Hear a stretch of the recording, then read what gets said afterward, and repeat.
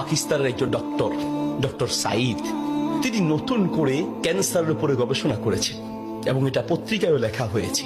তিনি ক্যান্সারের নতুন একটি বিষয়ের উপরে গবেষণা করেছেন এবং এই গবেষণার জন্য তাকে পুরস্কৃত করা হবে। এই জন্য তিনি নিজের দেশ ছেড়ে আরেকটি দেশে যেতে হবে। তিনি সেই দেশে যাওয়ার জন্য বিমানের টিকিট কাটলেন।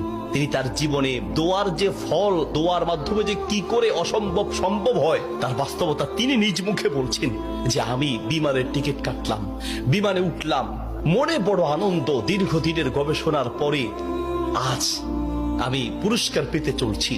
বিমানে উঠার পরে 1 ঘন্টা কোন রকম বিমান চলার পরেই আমাদেরকে পাইলট বলল যে আপনারা বেল শক্ত করে বাঁধেন, কারণ বিমানের যান্ত্রিক ত্রুটির কারণে সামনে আগাতে পারবে না। আশেপাশের যে কোনো একটা এয়ারপোর্টে আমরা সুযোগ পেলেই সেখানে ল্যান্ড করব।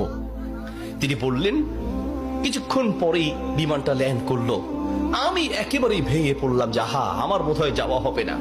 বিমান ল্যান্ড করার পর জিজ্ঞেস করলাম এটা কি যাবে? বলছে যে ত্রুটি, এটা আজকে যাবে না। তাড়াতাড়ি বলছেন যে আমি সেই বিমান বন্দরে বিমান থেকে নেমে চলে গেলাম ইমিগ্রেশন কাউন্টারে, গিয়ে বললাম যে আমি তো ওই জায়গায় যেতে চাই, পরবর্তী বিমান কখন? বলছে পরবর্তী বিমান কমপক্ষে 16 ঘন্টা পরে, আর এই বিমান যাওয়া সম্ভব নয়। তাহলে আমি কি করব? বলছে আপনি একটা কাজ করেন, যতদূর এসেছেন 3 থেকে 4 ঘন্টার মধ্যে আপনি পৌঁছাতে পারবেন যদি দ্রুত একটা প্রাইভেট কার নিতে পারেন। বলছে আমি তাড়াতাড়ি সেখান থেকে বের হয়ে ব্যাগটা হাতে নিয়ে দৌড়াতে দৌড়াতে এয়ারপোর্টের বাহিরে গিয়ে এক প্রাইভেট কার ঠিক করলাম। প্রাইভেট কার ওলাকে বললাম ভাই যত দ্রুত পারেন আগাতে থাকেন, টাকা নিয়ে টেনশন নাই, কারণ পুরস্কার তো বিশাল পুরস্কার, আপনি আগাতে থাকেন।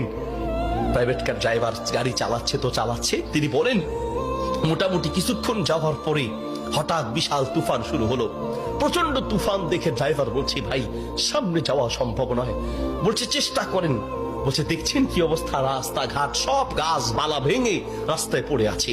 যখন তুফান আরো প্রচন্ড বাড়তে লাগলো আমি অবশেষে নিরাশ হয়ে বললাম যে জীবন বাঁচানো দরকার, পুরস্কার দিয়ে কি হবে, নিজেই যদি মরে যাই থাক, পুরস্কার চিন্তা নাই, সামনে যাওয়ার দরকার নেই। আশেপাশে বাড়ি ঘর দেখলেই কোন একটা বাড়ির সামনে গিয়ে দাঁড়ান, বাড়িতে গিয়ে অন্তত নিজের জীবনটা বাঁচাই। একটা ঘর দেখতে পেলেন, ড্রাইভার সেই ঘরের সামনে গিয়ে দাঁড়ালেন, দরজায় নক করলেন। একজন বুড়ো মহিলা বের হয়ে দরজা খুললেন। বলছে বুড়িমা আমরা মেহমান বিপদে পড়েছি, বাহিরে তুফান চলছে, একটু আশ্রয় চাই, কোনো পুরুষ থাকলে বলেন। বলছে ভিতরে চলে আসেন, কোনো পুরুষ আমার ঘরে নাই, তবে আপনারা বসেন, নিশ্চিন্ত থাকেন, আমি আপনাদের মেহমানদারির ব্যবস্থা করি। বলছে ঘরে পুরুষ নেই তো কোথায় গিয়েছে?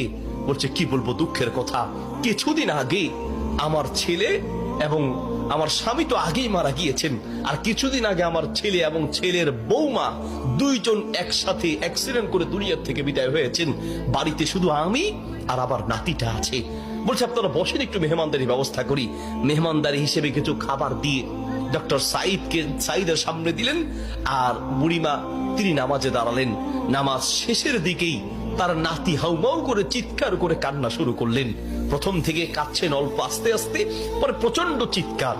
ডক্টর সাইদ বলেন বুড়িমা আপনি কি করছেন, একটু নাতিটাকে নিয়ে আসেন, এইভাবে কাঁদছে কেন? পরে নাতিটাকে কোলে করে নিয়ে আসলেন। ডক্টর সাইদ জিজ্ঞেস করলেন যে তার চেহারা পুরো নীল হয়ে আছে, তার কারণটা কি, ওর কি রোগ হয়েছে? বলছে ডাক্তার সাহেব কি বলবো দুঃখের কথা, আল্লাহ আমাকে পরীক্ষা করছেন। আমার স্বামী তো অনেক আগেই দুনিয়া থেকে বিদায় হয়েছে, আমার সম্বল ছিল আমার ছেলে, সেই ছেলেটাকে আল্লাহ নিলেন, ছেলের বৌমাকেও নিয়ে গেলেন। আমার এই নাতিটা কোন রকমে আমার কাছে ছিল, তাই সে যায় নাই, এই জন্য অ্যাক্সিডেন্ট করে তারা মারা গিয়েছে, কিন্তু ছেলেটা রয়ে গেল। এখন এই ছেলেটার একটা কঠিন মারাত্মক ক্যান্সার হয়েছে, যার চিকিৎসা আমাদের দেশে সম্ভব নয়। ডাক্তার সাইদ বলছে আপনি কি দেখিয়েছেন? বলছে হ্যাঁ, এটা নতুন ধরনের ক্যান্সার, এলাকায় যাকেই দেখাই সবাই একই কথা, আমাদের পক্ষে সম্ভব নয়। তো ডাক্তাররা কি পরামর্শ দিয়েছে? বলছে পাকিস্তানে যেতে।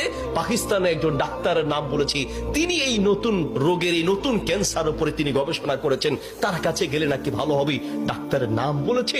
বলছে নাম তো বলেছে, কিন্তু ঠিকানা তো কিচ্ছু জানা নাই। কিন্তু আমার বিশ্বাস, আমি প্রত্যেক নামাজের পরে এবং সেজদায় গিয়ে আল্লাহর কাছে দোয়া করি, কারণ আমার বিশ্বাস মানুষের পক্ষে অসম্ভব হতে পারে, আল্লাহর পক্ষে অসম্ভব বলতে কিচ্ছু নাই। আল্লাহু আকবার। আমি প্রতিদিন নিয়মিত আল্লাহর কাছে দোয়া করি, মালিক আমি তো সেই ডাক্তার হসপিটাল কিচ্ছু চিনি না, আমার পক্ষে চেনা সম্ভব নয়, তার কোনো ঠিকানাও কারো জানা নাই।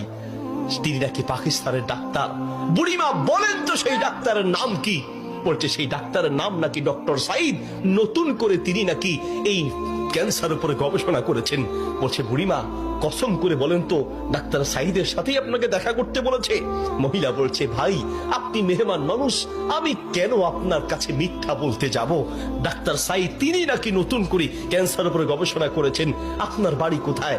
ডাক্তার সাইদ বলল বুড়িমা আমি আপনাকে কসম করতে বলেছি এই জন্য যে আমি বড় অবাক হয়েছি, আল্লাহ যে বান্দার দোয়া কিভাবে কবুল করেন, আল্লাহ যে মানুষের দোয়া কিভাবে কবুল করেন, আমি এখন বুঝতে পেরেছি কেন আমার বিমান নষ্ট হয়েছে, আমি এখন বুঝতে পেরেছি কেন আমি প্রাইভেট কারে উঠেছি, আমি এখন বুঝতে পেরেছি কেন তুফান শুরু হয়েছে, আমি এখন বুঝতে পেরেছি লক্ষ লক্ষ বাড়ি ঘর থাকতে কোথাও না গিয়ে আপনার বাড়িতে কেন এসেছি, আমি এখন বুঝতে পেরেছি আল্লাহ বান্দার দোয়া কিভাবে কবুল করে। বুড়িমা আপনি যে ডাক্তার সাইদের জন্য দোয়া করছেন সেই ডাক্তার সাইদের কাছে পাকিস্তানে যেতে হবে না, টেনে টেনে তাকে আপনার বাড়ি